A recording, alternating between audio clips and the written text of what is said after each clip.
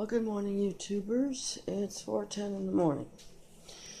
Now, a lot of people, when they're examining creation to modern times, chronology, and population, and the flood, they point out how you can get the present population of the earth, of humans, from just Noah and his wife, and you guys assume he had additional kids that aren't mentioned after the flood, and his sons and their wives.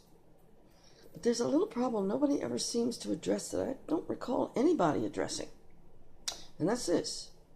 Enough people by Abraham's time to make all those cities and civilizations around the world.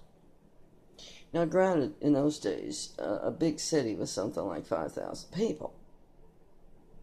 But still, there's a problem. Now, the Masoretic text is stated by the Talmud to have been from a flawed text, and the Masoretic scribes' style of copying and controls they put on this to make sure there was no errors merely froze the text to have no additional errors. Rabbi Akiva was perfectly capable of making a few little tweaks and was pretty much in charge of that particular school, Yavna, which was also run at the behest of Emperor Vespasian. And Akiva had this guy Aquila make a second Greek translation of the Holy Scriptures, the Old Testament, in which there were changes made so that those passages in Psalms and a few other places that were at the time most commonly used by Christians to defend the Christian faith and to proselytize Jews were changed, though some of these changes don't really work that well. He totally missed other places, perhaps because they weren't commonly in use, and of course missed the part in the Torah which says that Shiloh would come when there was not a Judean on the throne of Judah. That would be the time of Herod. Daniel got demoted from prophet to writing because he was hearing from an angel instead of from God, though Josephus listed him among the prophets. None of the other writings claim to be hearing from angels, as I recall. Not even the Deuterocanonicals. There's some evidence that some were in use at some synagogues, and certainly kept, some of them kept by the Ethiopic Jews who were outside the range of the influence of the school of Yavna. Yavna, also spelled Jamnia. And he had a motive to encourage Jews to reproduce as quickly as possible. So the ages of which the patriarchs reproduced was greatly shortened. And when you compare the Septuagint, which was translated originally just the Torah from a temple scroll, and additional parts translated later. So, in the Septuagint version of Genesis, there's an additional generation that doesn't appear in the Masoretic. So let's assume that there could have been some errors and some deliberate tweaking. There's the idea that people could potentially live 120 years as a normal lifespan. And it seems to come from misunderstanding the Genesis statement where God said there would be 120 years left for man to live. More likely this means that from the time he made his announcement to Noah, there would be 120 years and then the flood. So Noah was out preaching all that time.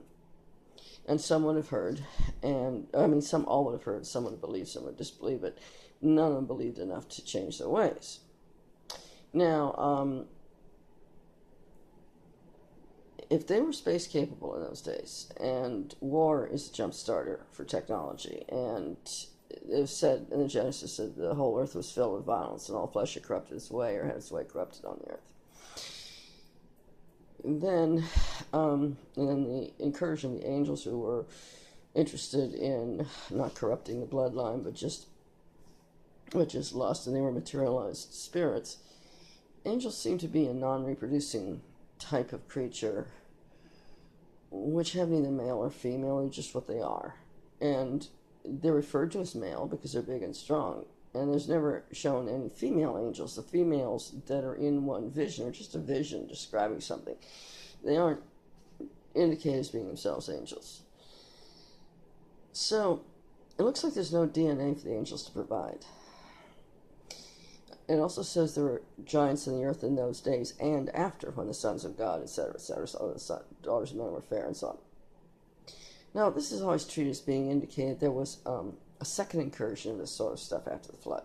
But that's not what the text says. It says there were giants in the earth in those days, and then there were giants in the earth after the angels came. So there were already anomalous humans that were of use as super soldiers and so forth for these military and political leaders. And they want more. And the angels would have wanted status and power in that civilization, so they send their women out to seduce these guys, find out what they want, and give them what they want. Well, they're probably already working on genetic modification, as well as selective breeding, and the angels would have improved the technology. They made some suggestions, and you end up with some pretty weird mixtures, such as the Defense Advanced Research Projects Agency is working on right now in this country, United States of America.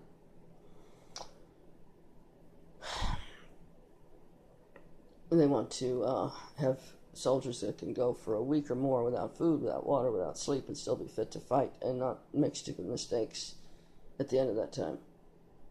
Run faster than anybody, jump higher, regrow limbs. You're gonna, and see in the dark, you're gonna have to have non-human DNA clipped in there to do this. And Ecclesiastes says there's nothing new under the sun, which would seem to indicate the possibility that if DARPA can think of it now, somebody thought of it before. So,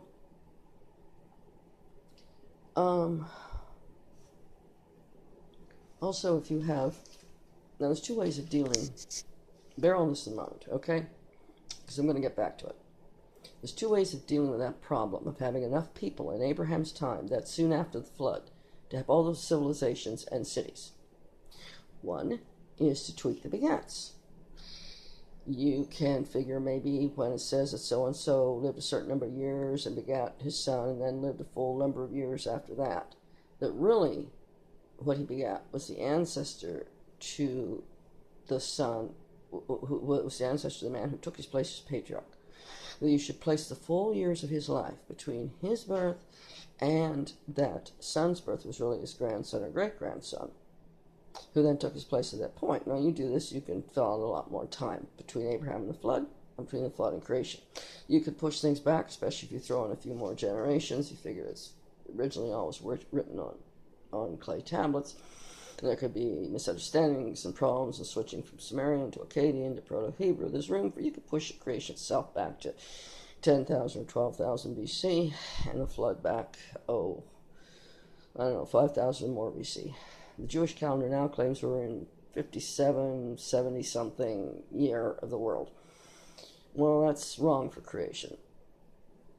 It might be right if it was counting from the flood, and they made a mistake in starting what they're counting from. It could also be counting from the time of Eber, the father of the Hebrews. It could be counting from the time of Peleg, in whose days the earth was divided. And that could mean not only, Nimrod and the Tower of Babel and forcing the people to scatter abroad, but probably was reinforced by splitting the continents and having said this one land mashing out many. Any one of those three could have started that clock ticking. So that would be one way to do it. And with or without doing this, okay, with or without doing this, there's another way. You assume that there were people who were already off-world, modified humans, unmodified, and modified but looking fairly normal. And maybe they weren't that culpable in God's eyes. And there were people on earth who heard Noah preach, and they gave God enough honor to believe A, he exists, B, he's speaking to Noah, D, that, C, there's going to be a flood, but D, they don't really want to change their ways that much. So they're going to head out somewhere else and wait it out, come back later. And God caught them in a cataclysm. Mars shows signs of a great cataclysm. We probably got some of Mars' water. They got a drought, we got a flood. And some of their survivors eventually came back. Ugarit figurines show a reptilian-looking type critters, including bipedal, including one that was nursing an infant. So obviously this is not a real reptile. This is more like what I call a pseudo-reptile, a pangolin, an armadillo. It looks reptilian with a scaly hide. Obviously some reptile genetics in it. And you have a bunch of people coming back to Earth that would provide, with or without tweaking it. You could even leave things as is and not do any tweaking of the bats at all. And with this, you would have the population you need for Abraham's time to make all the civilizations in his time.